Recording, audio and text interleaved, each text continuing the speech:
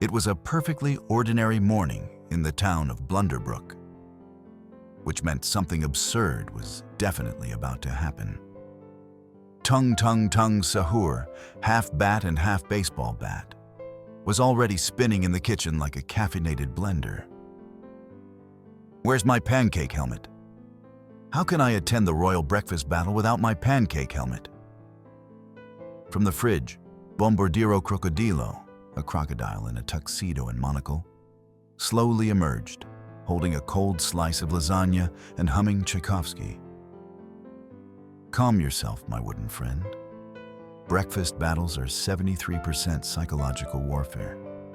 You don't need a helmet, you need swagger. I have swagger. I also have syrup leaking from my knee joints. This is a disaster." Meanwhile, tralalelo tralala, the prima ballerina with a cappuccino for a head, pirouetted into the room, nearly spilling herself in the process. "Good morning, disasters. Who wants to be dramatically late to the breakfast riot?" Finally, a voice of reason. "Let's all panic in style." Suddenly, a loud knock echoed from the front door. Everyone froze. "If that's the sausage general again, tell him we paid our toast taxes." Worse, it's Spioniro Golubiro. The camera zooms in on the window where a pigeon in a trench coat and sunglasses stood, holding a typewriter and a half-eaten eclair, as the echo of the Pelmeni fountain burbled on. Tung Tung Tung Sahur stood solemnly, holding the great sausage of truth in both hands like a sacred relic. His brow was furrowed, his stance heroic, his mustache imaginary, but definitely twitched. "Friends," he bellowed, "this sausage is not just meat, it is destiny." Tralalelo Tralala did a pirouette and accidentally kicked a hot dog vendor into the pickled radish fountain. Bombardiro Crocodilo adjusted his monocle, which he didn't need, and snarled, "But what does the sausage want, Tung?" The sausage trembled. The sky turned magenta. A choir of bratwursts sang softly from the clouds. A sudden explosion of ketchup erupted from behind the kebab kiosk. Out stepped Agent Mustardo.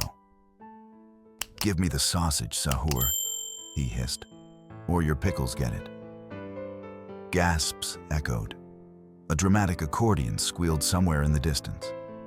Tung raised the sausage high and shouted, "Over my mustard-stained apron, under a sky dappled with neon splashes and swirling fog."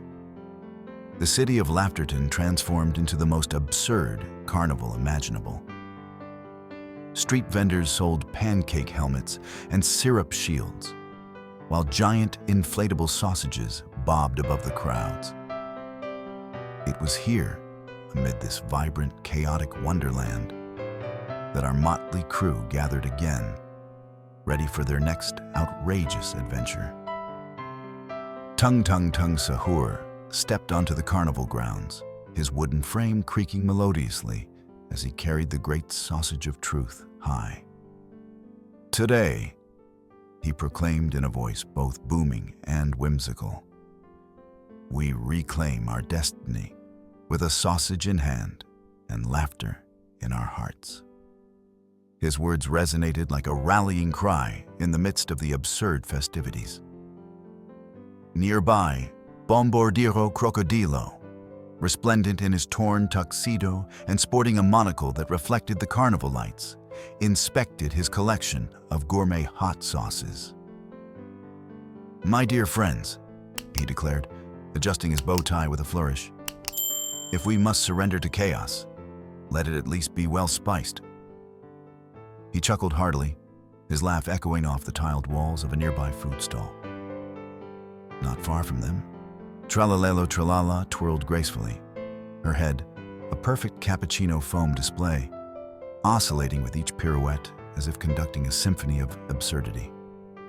"The world may be mad," she giggled, "but madness, when mixed with art, is the spice that binds us all."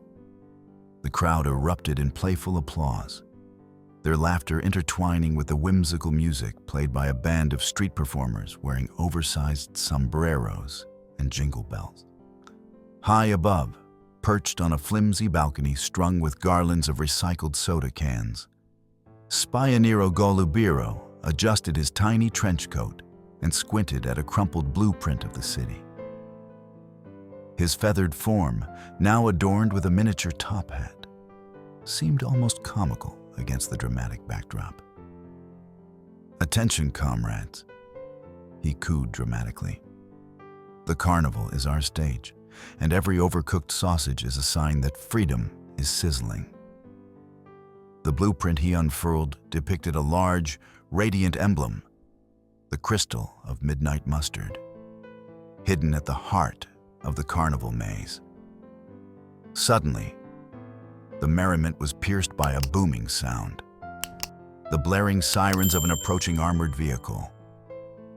The festive rhythm stuttered as the mood shifted abruptly. Out stepped Agent Mostardo, a stern, mustachioed figure in a bright red uniform, his expression as frozen as a statue amid the revelry. "Enough of this buffoonery," he bellowed, clapping his hands. "Order will be restored." Tung Tung raised the great sausage of truth over his head. "Order!" he roared back, his wooden limbs creaking in protest. "We march to the beat of our own laugh." The crowd roared in response, a tidal wave of mirth sweeping through the carnival as inflatable sausages bobbed higher and the scent of sizzling spices filled the air. Agent Mostardo's face flushed bright red.